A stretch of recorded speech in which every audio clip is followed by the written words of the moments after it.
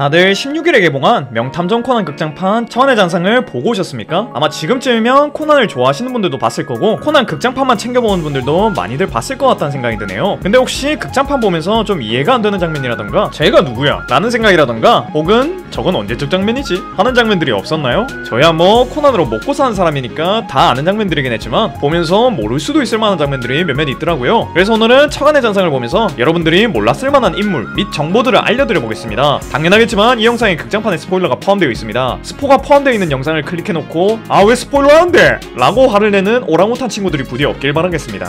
우선 첫 번째로는 모로우시 타카키, 보통 공명이라고 불린 형사의 동생인 히로미치의 존재에 대한 것입니다. 이 히로미치라는 인물은 처음엔 이 공명 형사의 동생으로 등장한 게 아니라 아무로 토오로의 경찰 동기조이면서 함께 검은 조직에 잠입했던 스파이로 등장을 했었습니다. 원래 이 히로미치라는 캐릭터와 아무로 토오루 그리고 아카이 슈이치 이 세 명이서 조직 활동을 함께 했었어요. 근데 조직에서 히로미치가 공안에서 파견된 스파이란 것을 알아내버렸고 히로미치는 조직을 피해 도망을 갔지만 아카이 슈이치에게 뒤를 잡히게 됐죠. 아카이 슈이치는 자결하려는 히로미치를 막아세운 뒤 그를 살려주려고 했지만 뒤에서 누군가 접근하는 소리에 쫄아버린 히로미치가 권총 방아쇠를 당겨서 자결해버리고 말았죠. 이때 자결하면서 그의 핸드폰이 부서져 버렸는데 이 부서진 핸드폰을 그의 형인 공명 형사가 받고 이 부서진 핸드폰을 보며 자신의 동생이 사망했다는 걸 짐작했던 거였죠. 그리고 극장판에서도 이 비슷한 장면이 나오는데 극장판에선 비록 꿈속이긴 했지만 공명 형사의 동생인 히로미치가 물에 빠진 공명 형사를 구해주는 장면이 나왔었습니다. 이때 순간 공명 형사는 히로미치가 살아있던 건가? 라는 생각을 하는 표정을 짓는데 히로미치의 가슴 쪽 주머니에 있는 핸드폰을 바라보더니 히로미치가 살아있을 리가 없고 지금 자신이 보고 있는 히로미치는 환상이다 라는 걸 깨닫는 것 같았습니다. 아마 부서진 핸드폰을 보고 히로미치가 죽었다는 걸 알았었으니 이번에도 그 핸드폰을 보고 환상이란 걸 알아본 것 같더라고요. 이렇게 히로미치에 대한 걸 알아봤고 다음엔 사법거래와 증인보호 프로그램이라는 것에 대해 알려드려 보겠습니다. 이 극장판에는 유독 사법거래라는 단어와 사법거래와 관련된 법안 같은 것이 많이 언급됩니다. 정확하겐 사법거래 이외에 형사소송법 개정안이라던가 개혁준비실 그리고 검사가 속해있는 뭐 이름이 길어서 정확하게 기억도 안 나는데 뭐 외계 생명 검찰준비 개혁소송실인가 뭐 그런 느낌이었는데 아무튼 그런 어려운 단어들이 많이 나와요. 근데 여기서 가장 중요한 건 사법거래인 것 같아서 사법거래 위주로 알려드리겠습니다. 우선 이 사법거래의 뜻을 알려드리자면 범죄자에게 어떤 사건을 해결하는데 결정적인 정보나 법정에서의 증언 등을 받아내고 그 대가로 그 범죄자의 형량을 가볍게 해주거나 사면시켜주는 행위를 말합니다. 이번 극장판에선 10개월 전에 사건을 일으킨 범인 2명 중 한 사람이 이 사법거래를 제안받았고 그 제안을 수락하여 공범을 경찰에게 넘겨버립니다. 그 덕분에 사법거래를 한 인물은 감옥에 가지 않고 집행유예를 선고받을 수 있었죠. 이 한 건의 사법거래 때문에 이 극장판에 모든 것이 발생했다고 봐도 되는데 사실 이번 극장판에서만 이 사법거래가 이루어졌던 건 아니었습니다. 대표적으로는 24기 극장판 비세계 탄환이란 극장판에서도 사법거래가 이루어졌었죠. 그리고 코난 원작에서도 사법거래가 있었는지 정확하게 기억은 안 나는데 사법거래라는 명칭보다는 증인보호 프로그램은 여러 번 언급이 됐었습니다. 물론 이게 사법거래랑 증인보호 프로그램이랑 다른 거긴 하지만 이번 극장판에선 사법거래를 한 범인이 이름과 얼굴을 바꾸고 극장판에 등장했었으니까 사법거래와 증인보호 프로그램이 둘 다 적용된 느낌이었습니다. 아무튼 원작에선 조디, 하이바라 그리고 혼도 에이스케에게 증인보호 프로그램이 적용되거나 적용될 뻔했었습니다. 우선 조디 같은 경우는 부모님이 베르무트에게 살해를 당했고 FBI는 조디가 살아있다는 게 알려진다면 검은 조직에게 또 노려질 수도 있으니 이름과 사는 곳을 바꾸는 증인보호 프로그램을 받을 것을 요청합니다. 하지만 어린 조디는 자신의 운명에서 도망가기 싫었는지 계속 싫다고 했고 FBI 설득 끝에 결국 자신도 FBI에 넣어달라는 조건을 걸고 증인보호 프로그램을 받게 됐죠. 그리고 이 다음으로 하이바라에게 증인보호 프로그램이 적용될 뻔했었습니다. 하이바라 역시 조디와 마찬가지로 검은 조직에 노려질 수 있는 사람이었고 조디는 그런 하이바라를 보며 자신의 어린 시절 모습을 겹쳐봤던 것 같았습니다. 그래서 하이바라에게 사는 곳과 이름을 바꾸고 안전하게 살아가는 것이 어떻겠냐고 증인보호 프로그램을 제안했었죠. 하이바라는 처음엔 자신이 이곳에서 사라진다면 본인 주변에 소중한 사람들이 안전해질 수도 있을 것 같다는 생각에 증인보호 프로그램을 받을까 생각을 했지만 아유미의 도망치기만 해선 절대로 이길 수 없다 라는 말에 자극을 받고 코난을 비롯해 박사님, 탐정단 등등 소중한 사람들과 헤어지고 싶지도 않아서 증인보호 프로그램을 받지 않기로 했었죠. 이런 하이바라와 조디의 대화 장면은 처간의 잔상이란 극장판에서 잠깐 나오기도 했었습니다. 아마 극장판을 보셨다면 순간 지나가는 장면에서 보셨을 것 같네요. 그 다음으론 혼도 에이스케도 증인보호 프로그램을 받았었는데 이건 혼도 에이스케의 누나인 혼도 히데미가 FBI와 거래를 해서 받게 된 거였습니다. 혼도 히데미, 검은조직에서 키르라고 불리고 있는 이 여자는 자신이 검은조직의 스파이로 있다가 정체가 발각된다면 자신뿐만 아니라 자신의 친동생인 혼도 에이스케도 위험해질 거라고 판단해서 FBI에게 자신의 동생을 보호해달라고 요청을 했던 거였죠. 이 혼도 히데미의 요청 덕분에 혼도 에이스케는 증인보호 프로그램을 받게 됐고 미국으로 가게 된 거였습니다. 이렇게 사법거래와 증인보호 프로그램에 대한 걸 알아봤고 세 번째로는 란의 삼국지 관련 지식에 대한 걸 알아보겠습니다. 아마 극장판을 보신 분들 중에서도 이걸 캐치 못한 분들이 많을 수도 있을 건데 나가노 4인방 중 공명은 삼국지 관련한 명언들을 많이 하는 편입니다. 근데 이게 꽤 어려운 말들을 많이 써가지고 이게 삼국지에 나오는 명언인지 뭐 어디에 나온 격언인지 모를 수밖에 없는데 극장판을 보면 란은 공명의사가 뭔 어려운 말을 하면 아 그거 누가 말한 말이고 무슨 뜻이에요 라는 식으로 공명의사 언어 전문 번역가가 되어줍니다. 솔직히 원작에서도 란이 왜 이렇게 삼국지 관련 격언이나 명언을 잘 아는지 정확한 이유가 나온 적은 없긴 한데 원작에서도 이렇게 공명이 어려운 말을 엄청 해대고 모리코고로나 다른 인물이 뭔 개소리야 라고 하면 란이 옆에서 아 그거 삼국시대의 군사가 했던 말으로 개소리 하지 말란 뜻이에요 라는 식으로 다 해석하는 장면이 많이 나왔었습니다. 이런 란의 모습을 보고 유이 형사가 놀란 장면도 나온 걸 보면 아마 삼국지 관련 격언 한정으로 란이 코난보다 더 많이 알고 있을 수도 있겠다 라는 생각이 들었습니다. 그 다음 여러분들이 몰랐을 만한 정보는 마지막 장면에서도 나왔었습니다. 모든 사건이 끝나고 아무로 토오루가 이번 사건의 범인을 어디 유리벽 같은 데다가 가두고 또 사법거래를 하려는 것 같은 모습을 보이는데 이 유리벽이라던가 주변 배경이 어디선가 본 듯한 느낌이 들지 않았습니까? 아마 극장판을 꾸준히 보시는 분들이 아니라면 눈치 못 채셨을 수도 있는데 이 배경은 25기 극장판 할로윈의 신부에서 나왔던 장소입니다. 할로윈의 신부에서는 아무로 토오루가 목에 폭탄을 건 채로 이 안에 있었죠. 이 배경을 재활용할 줄은 생각도 못했어서 좀 반가웠습니다. 또 그 다음으로는 카이쿠로타라는 인물도 몰랐을 수도 있을 것 같았어요. 뭐 이 인물에 관련된 건 제가 나가노 현경 사건 모음에서도 언급을 하고 극장판 보기 전 반드시 알아야 하는 것들 이라는 영상에서도 언급을 하긴 했었는데 분명 극장판 보기 전에 안 보고 극장판을 다 본 다음에 이 영상을 보는 분들도 있을 것 같아서 다시 한번 알려드리자면 이분은 야마토와 유이가 어린 시절부터 보고 자랐던 인물로 마을의 순경이셨던 분이었습니다. 이분이 워낙 인품이 좋으셔서 마을 사람들에게 많은 사랑을 받았고 야마토와 유이는 이 카이쿠로토라는 인물을 보며 경찰의 꿈을 키웠던 거였습니다. 하지만 카이쿠로토라는 인물은 모종의 이유로 사망을 했고 야마토는 카이쿠로토의 사망 이유에 대해서 알아보다가 극장판 초반에 나왔던 눈산에 들어갔던 거고 사고를 당했던 거였죠. 그리고 이 사고 때문에 야마토가 죽은 줄 알고 유이는 혼자서라도 카이쿠로토의 죽음을 파헤치기 위해 어떤 가문에 시집을 갔던 거였습니다. 하지만 카이쿠로토의 죽음에 대한 진상을 찾지 못했고 자신의 남편마저 사고로 죽게 됐는데 이 모든 사건을 코난과 헤이지 그리고 야마토가 해결했던 거였습니다. 이 사건이 바로 극장판에서도 언급이 됐던 풍리마산 사건이었죠. 아무튼 이때 야마토가 죽었다고 생각해서 유이가 결혼한 것 때문에 차 안에서 야마토랑 유이가 뭐 너라면 어쨌을 거냐고 라고 하면서 사랑 싸움을 했던 거였습니다. 근데 이때 유이 작가가 너무 예뻐가지고 좀 넉넉히 보긴 했던 것 같네요. 그다음 마지막으로는 쿠키 영상도 다 끝난 뒤 다음 극장판 예고를 할 때 나왔던 목소리들이 누구인가 하는 분들도 꽤 많았을 겁니다. 근데 이건 아마 모르는 분들이 더 많을 수밖에 없었을 거예요. 일단 들렸던 건 란의 목소리와 하기와라 치아야 그리고 요코미조 주고 형사의 목소리였어요. 일단 란이 그녀는 바람의 여신이에요 라는 말을 하고 요코미조 주고가 뭔 여신이냐 해적이다 라며 대답을 한 뒤 하기와라 치아야가 조용히 해라 라는 말을 했었죠. 아마 다음 극장판은 이 세 명이 메인이 될 것 같은데 란 말고 나머지 두 명은 좀 생소하실 겁니다. 이건 제가 또 29기 극장판 예고편이 뜨기 시작하면 슬슬 또 얘네에 대해서 설명하겠지만 미리 조금 설명을 드리자면 이 하기와라 치아야라는 사람은 아무로 토오루의 경찰 동기조 중에 한 명이자 흔들리는 경시청 1200만 명의 인질에서도 나왔던 하기와라 켄지라는 사람의 친누나 되는 분이십니다. 이분의 특징으로는 오토바이를 매우 잘 몬다는 게 있고 하기와라 켄지의 친구인 마치다 진페이의 짝사랑이기도 했던 분이셨습니다. 그 다음 요코미조 주고란 분은 원래 분량 적고 존재감이 미미한 여러 명의 형사들 중에 한 명이었는데 이 하기와라 치아야라는 분이 등장하면서부터 존재감이 좀 많이 올라간 분이십니다. 왜냐하면 이 요코미조 주고란 분이 타카기와 사토, 야마토와 유이 같이 하기와라 치아야의 상대역으로 배정됐거든요. 그래서 아마 다음 극장판은 하기와라 치아야가 메인이 되고 요코미조 주고와 살짝 썸 타는 것 같은 분위기를 보여주는 장면이 나오지 않을까 하는 생각이 듭니다. 근데 이 두 명에다가 란의 목소리까지 나온 걸 보면 란도 다음 극장판에서 뭔가 한다는 소리인데 란의 역할은 아직 감이 안 잡히긴 하네요.